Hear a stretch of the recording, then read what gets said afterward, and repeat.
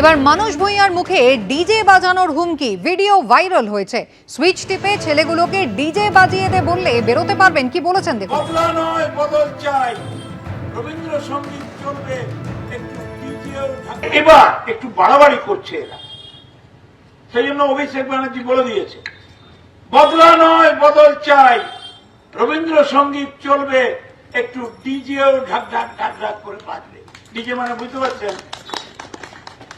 বুঝতে পারছেন? আমরা যদি সুইচ টিপে যেসব ছেলে ছোকরা আছে বলে দিই একটু ডিজে বাজিয়ে দে, কি হবে? বেরোতে পারবেন রাস্তায়? পারবেন? চায়ের দোকান খোলা থাকবে, মিষ্টি দোকান, সেলুন দোকান খোলা থাকবে, একটু ডিজে বেজে যাবে, কি হবে তাহলে?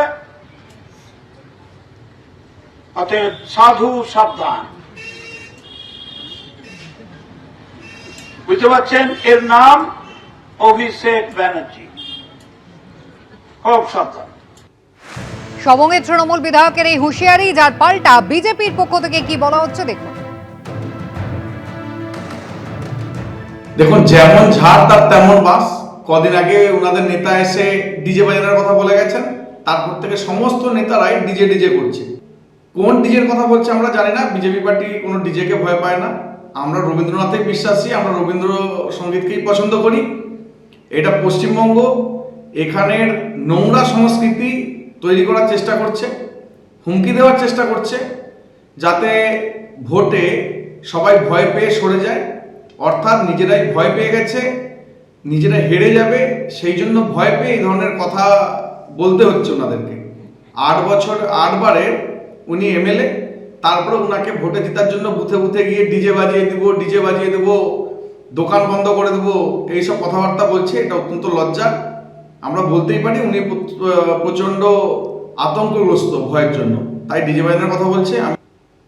20 বছর পার, বিচারের আশায় আজও দিন গুনে চলেছেন সিঙ্গুরের তাপসী মালিকের পরিবার। কবে মিলবে সুবিচার? সামনে আরও একটা ভোট, তা নিয়ে কি ভাবছেন তাপসী মালিকের বাবা?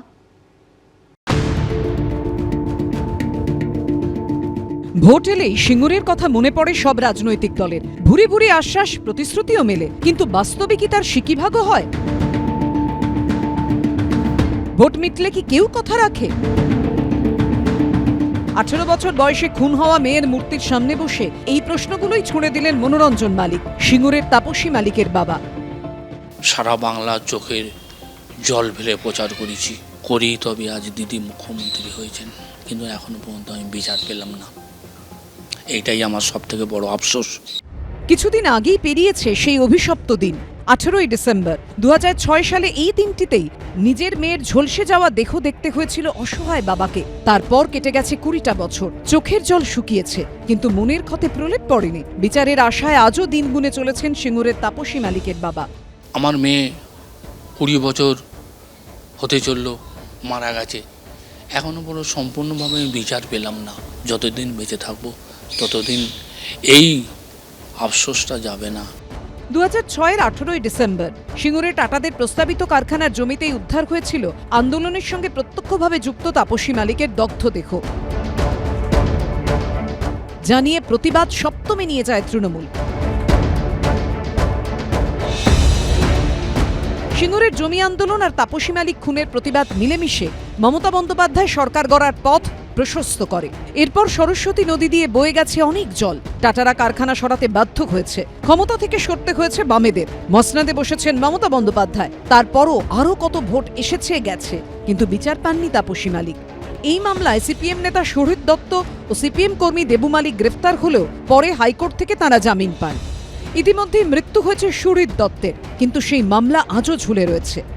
সিঙ্গুর আন্দোলন ও তাপসী মালিক কার্যত সমর্থক। তার বাবা আফসোস করে বলছেন যে একটা সময় বিভিন্ন রাজনৈতিক দল তাপসী মালিকের নাম ব্যবহার করে ভরিয়ে তুলত রাজনৈতিক দেওয়াল, কিন্তু আজ সেই গুরুত্বও কমছে। খালি তাপসী মালিক, দেয়ালে লেখন হচ্ছে তাপসী মালিক, সব কিছুতে প্রচার হচ্ছে তাপসী মালিক, এখন প্রচারই বন্ধ হয়ে যাচ্ছে।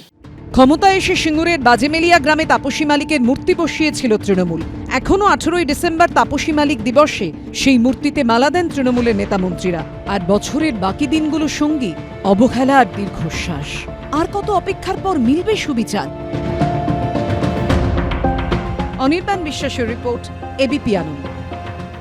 প্রত্যেক বছরের মতো এবছরও প্রজাতন্ত্র দিবসের দিন চা চক্রের আয়োজন করলেন রাজ্যপাল, যেখানে উপস্থিত ছিলেন মমতা বন্দ্যোপাধ্যায় থেকে শুরু করে শ্রমিক ভট্টাচার্য, শুভঙ্কর সরকার, বিমান বসুরা।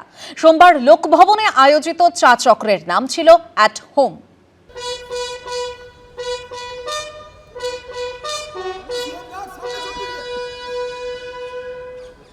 একই জায়গায় মুখ্যমন্ত্রী মমতা বন্দ্যোপাধ্যায়, বিজেপি রাজ্য সভাপতি শ্রমিক ভট্টাচার্য, প্রদেশ কংগ্রেস সভাপতি শুভঙ্কর সরকার, বামফ্রন্টের চেয়ারম্যান বিমান বসু।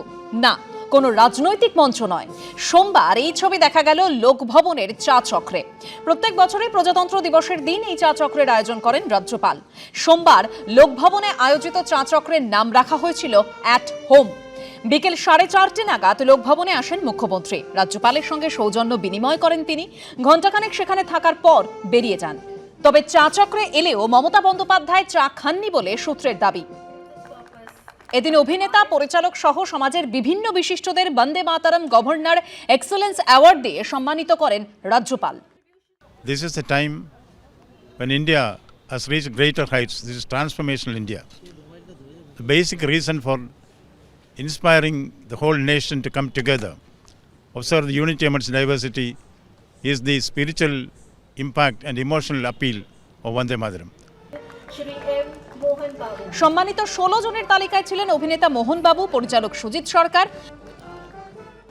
কলকাতার আজ পরাশক্তি মা কালীর পবিত্র চরণে আমার প্রণাম নিবেদন করি। ভারতীয় সংস্কৃতিতে বাংলার অবদান অনেক, তাই বাংলার মাটি আর বাংলার মানুষের প্রতি আমি হৃদয় থেকে প্রণাম জানাই। খুবই ভালো লাগছে and I am honoured actually, thanks to honourable governor of West Bengal. এই রিকগনিশনটা বলতে পারো যে খুবই একটা দায়িত্বপূর্ণ, মনে হলো যেন দায়িত্ব একটু বেড়ে গেল। এরকমই যেন কাজ করতে পারি, যেখানে একটা রিকগনিশন যেন যেটা দিয়েছে আমাকে, সেটার দায়িত্বটা যেন পালন করতে পারি। সব মিলিয়ে প্রজাতন্ত্র দিবসের দিন লোকভবনে তৈরি হয় এক অন্য আবহ। রুমা পাল, এবিপি আনন্দ, কলকাতা। এবিপি আনন্দ, এগিয়ে থাকে, এগিয়ে রাখে।